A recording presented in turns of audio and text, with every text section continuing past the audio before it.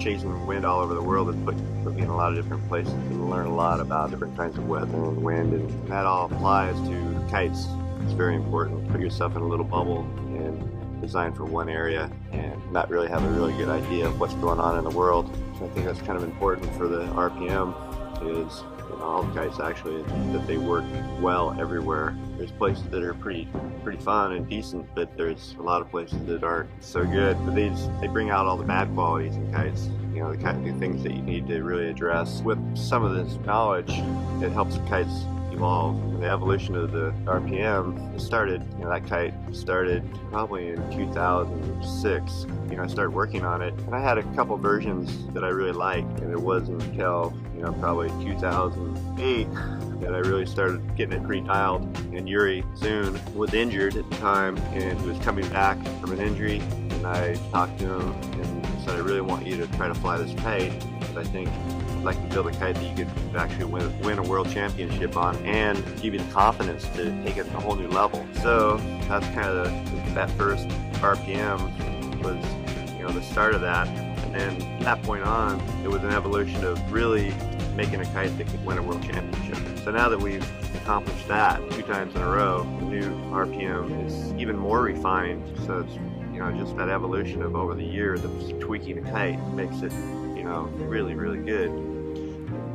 You know, live the day in the life of R&D, tweaking kites, you'd be pretty blown away that, you know, little subtle adjustments can make all the difference. You can have 20 kites that look exactly the same and go, well, they didn't change it, and they're completely different, you know. So I think the reason that people, you know, a lot of people want change because they want new, but they also want to have all the stuff they had plus new. You know, they don't want to lose what they had. So that's the biggest goal, is to make a kite that has all the qualities of the old kite, but it has some benefits in the flying characteristics that benefit it in the big picture for the next generation. So that's kind of, I think, where we're at with the RPM now. It's still evolving. I still think it's a great platform with 3 struts. It's probably the most copied kite on the market right now, so that's a great thing to know that it's in a good platform. You know, it's a leader of that. There's a lot of other 3-strut RPM looking kites on the market. I mean, it's pretty much the norm. You know, it's like, you know, having a shortboard or something.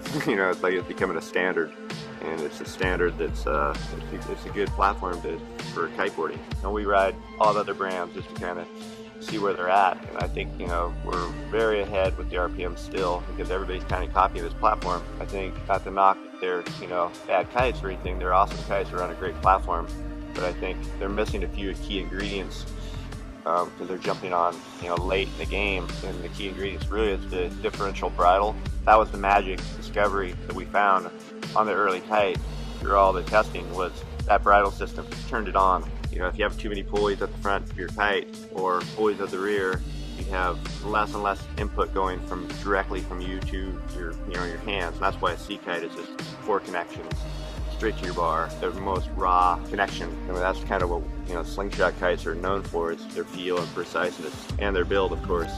I don't know, if you fly a bunch of other kites in the market, you know, RPM copies, you'll find 2 big differences.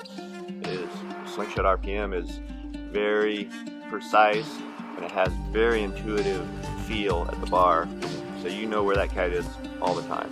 It's all at your fingertips. It's just, you know, the strange thing is when the canopy flexes, loads, split strut loads up, it flattens the canopy, but actually the canopy is breathing because it has tension, and gives you this intuitive, subtle feel, but just gives you this feel of, wow, the kite does what I want. It's just like, you feel like you know what the kite's doing at all times. I think that it's just been, you know, evolution of a really great platform that's, you know, finally kind of at its peak, but it's not a platform that you're going to abandon for new. You know, yeah, there's nothing that can beat it in its category. So that's our job now, is, okay, what can beat the RPM in its performance? And right now, I don't see anything that can. I think it's a great kite, and it's going to be a great kite until we build a better one. You can smoke it, and it might just be a better RPM. If you own an RPM 2013, 2012, 2010, 2009, you're stoked, you're riding, and the kite's still flying, it works. And if you make the jump from any one of those years up to the new one, you're going to be very stoked. The evolution continues